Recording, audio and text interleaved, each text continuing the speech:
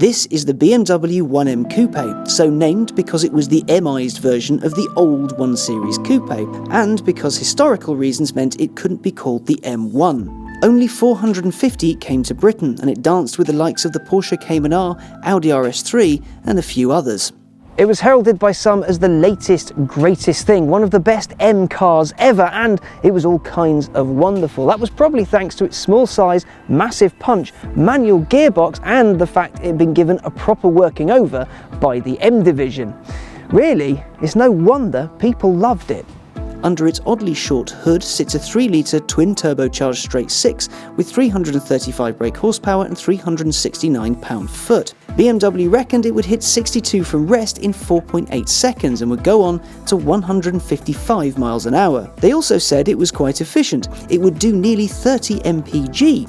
Now for 2011, that's both very fast and quite good on fuel. Here's the thing about the 1M. When it was new, BMW sold it for about 40 grand. Now, if you want one, you have to buy one for more than 40 grand. So if you've got one, or if you're looking to get one, you won't lose any money on them because they're hugely sought after. And when you look at it, you can understand why. It's small, it's practical-ish, it looks good, and it's a proper M car, which means it's properly fast. In all, it's pretty much bang on. The first generation 1 Series hatch was not a pretty thing, but I think the Coupe really was. But with all the M gubbins on board, it just got better. It's a properly aggressive thing to look at. It's got vents, big wheel arches, a spoiler built into the boot, massive wide tyres, and those 4 pipes poking out from under its rear. Not only does it promise some serious pace, but it looks the part too. So to drive then, the junior M car. Now, I last drove one of these many years ago, and it left an impression. It has a fantastic tactility to it. It's a proper engagement that nowadays is just going. Its gearbox is fantastic. The gear lever itself, it's a nice short, notchy change. It feels great. The thing that really impresses me though about this is how quick it feels, just how fast it is, because man, it can hustle. It's got that weird twin turbo series turbo engine things. There's a little one for low down, so you can get yourself up to speed, and then a big one for when you're hustling and you can just fly off down the road. You can, if you're not very good at skidding, put MDM mode on. It'll give you a little bit of heroics, make you feel like a god, and then rein you back in. However, you can turn all of that off and you can have some serious fun.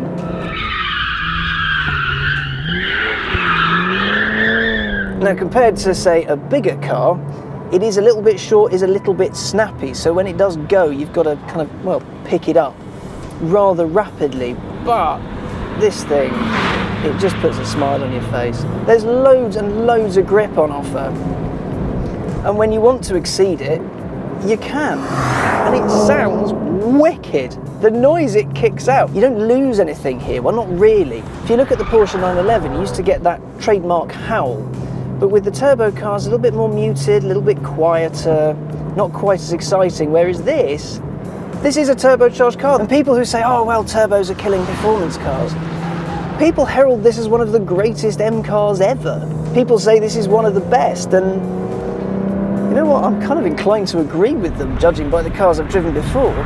When the 1 Series Coupe made way for the 2 Series, BMW's focus shifted. The odd-numbered cars were the sensible ones for families and business things. The even-numbered cars were for more lifestyle people. The 2 Series was the coupe for the cad about town. It also meant a fast one wouldn't have to have a backwards name like the 1M.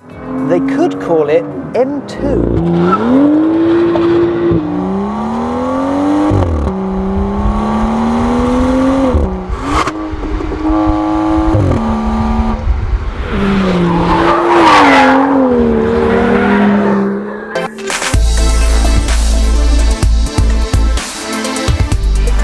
The M2 poked its shiny head out of the parapet in 2016 to thunderous applause.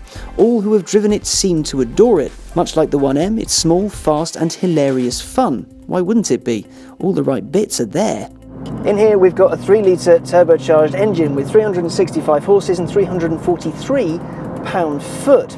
With the dual clutch automatic, 0 to 62 takes 4.3 seconds, and you get something called a Smokey Burnout mode. Now the stick shift is a little bit slower, 4.5 seconds to 62, but it will blip on your downshifts for you, which is pretty cool as they go. Now its top speed is 155 miles an hour, unless you spec the M drivers package. In that case, it raises to 168. Now BMW says you can get over 30 mpg as well, if you drive like an elderly lady. Seeing as both cars are here and I have a nice straight to play with, would it be rude to see who would win in a drag race? And actually, why am I even asking that?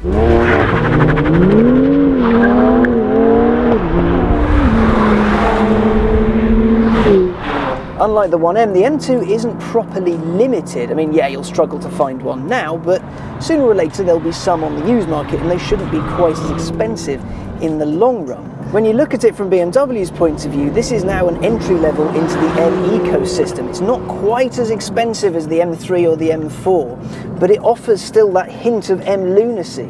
You can daily this really easily, but at the same time, you can have some fun on the track when you want to. It's still got the M dynamic mode as well, so it'll properly get its arse out given the right provocation. You can turn everything off as well, so you can really get to grips with the car. This isn't a cut price M car, but a bargain driver's car. Now, this is the second time I've been in the M2. The last time I was on some very greasy, very rainy roads in Spain, and I was terrified of falling off a mountain. Now I have a dry racetrack and a set of tyres that don't belong to me. I've also got the automatic. Last time I had a manual. Now this auto gearbox is slick, man. It's really, really slick.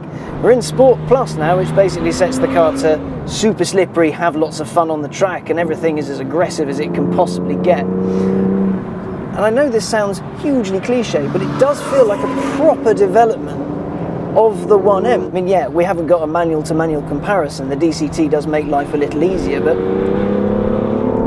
the engine feels so smooth, and it revs up so quickly. You can get some proper speed out of this, like some serious speed. The 0 to 60 differentials do speak for themselves, but yeah, this feels like a faster car.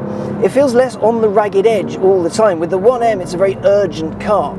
You feel like you're pushing it quite hard, whereas with the M2, it's just doing its thing. It'll daily just go around a racetrack, have some fun. The steering is a bit lighter than the 1M. If anything, I don't think it's quite as sharp, but it's still pretty damn good, actually. You don't feel like you have to put in as much effort with it either. This thing just glides. It really wants to play with you, way more readily than the 1M, but whereas the 1, you do have to provoke it a little bit. You've got to work it hard-ish. With this, again, it depends on your inputs, but if you know what you're doing with this, you know exactly at what point it's going to start playing silly buggers with you, and you can either choose to indulge it, or you can just back off, and it'll be a perfectly normal, happy little car again. I'm one of those people that says an automatic gearbox removes something from a driving experience, but in situations like this, when you're on a circuit, it actually makes life a lot easier. And the noise this thing makes, some of it is a little bit artificial, which is cheating somewhat, because you don't get that in the 1M. It grips so much, you can feel it digging in, then you just give it a little bit of a squirt and it goes, oh, okay, no more grip, and no more grip. What a wonderfully communicative car. This thing is fantastic. Yes, the 1M is brilliant. It's a far more analog affair. But as a car for the idiot, the M2 is going to take some beating. The question is, can the M2 live up to the 1M, or is it not quite as good? The 1M was a breakout car, a motor that brought back memories of the 2002 Turbo, but for our era. It was also a bit of a groundbreaker, the first proper M car to have a blow-up. Here's the thing, they're both fantastic. The 1M requires actual driving to get the best out of. Its manual gearbox is a delight, steering heavy but perfectly weighted. The engine is brilliant. The M2 is more composed, easier to drive, and a huge amount of fun as a result. It's a refined 1M. The M2 is going down as one of the great M cars, no doubt, but if it were my money, I'd probably take the old car home.